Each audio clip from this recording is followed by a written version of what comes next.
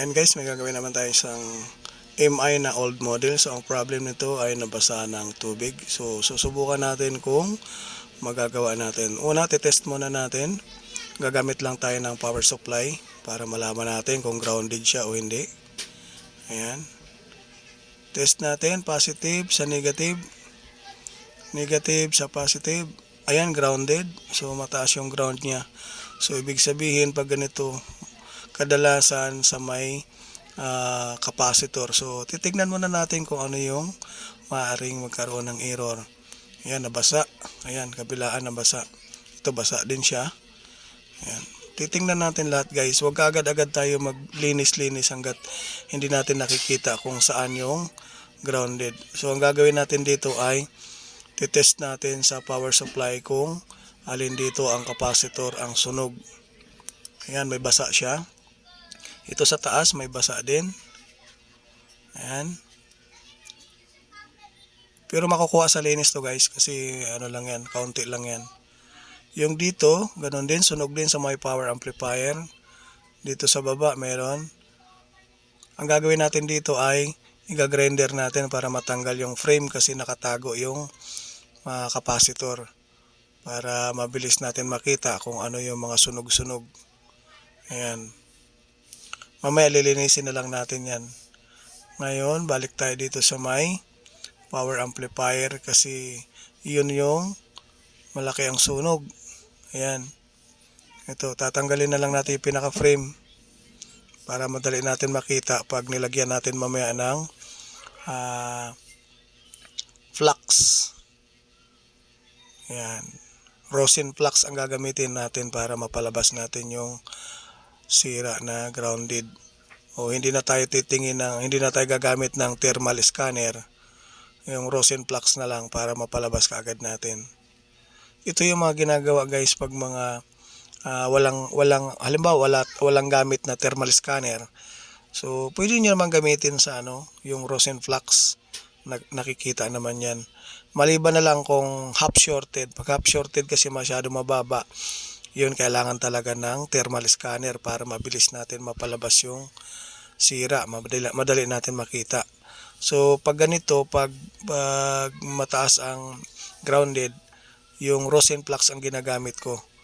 Yan, hindi na ako gumagamit ng thermal scanner. So yun yung mabilisan na pamamaraan. Tatanggalin natin din yung frame na to para makita natin kung ano pa yung ibang mga sira. Yung una natin nabuksan, yung capacitor sunog. So yung dito, titingnan natin kung may mga sunog din.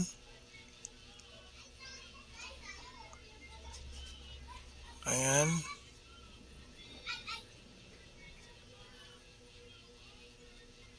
Kailangan maangat natin yung pinaka frame para makita kaagad natin. Tinanggal ko yung boses ng grinder kasi maingay, sakit sa tainga. Ayan, kaunti lang pala yung niya, sunog, pero lang yan, lilinisin na lang natin. Ito yung pinakamalaking sunog niya guys, nakatago, natakpan ng frame. Kaya ito kaunti lang to. Linis lang katapat niyan. Ayan, lalagyan natin ng rosin flux para mapalabas natin kung alin dito sa dalawa na to yung full shorted. Kaya nagkakos yan ng dead bolt. Patay yung unit. Ayan.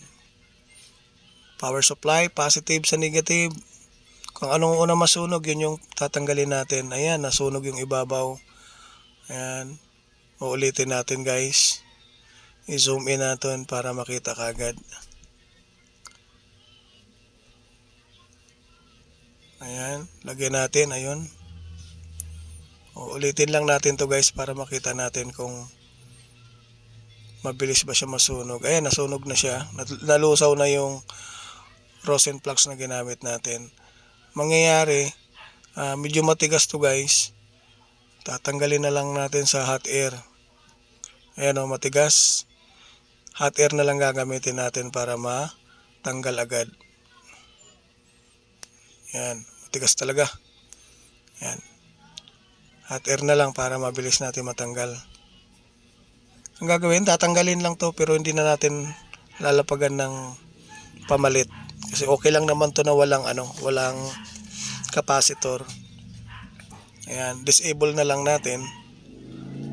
Tapos di na natin papalitan kasi secondary lang na parang support lang kasi may natira pang isa. Ayan. Lilinisin na lang natin yung mga sunog na iba. Ayan, panglinis ko dito guys yung Hudson reducer pa rin. Hindi tayo nagpapalit na panglinis. Ayan. Konti lang yung sunog dito sa ibabaw. Ayan.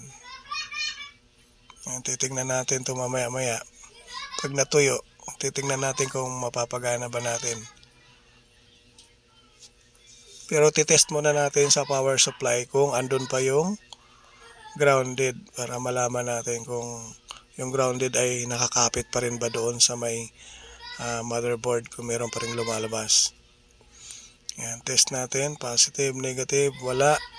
Uulitin natin. Ayan, dito.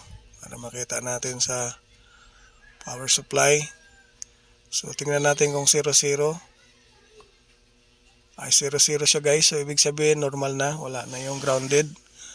Ngayon, tetest na natin kung mag-on.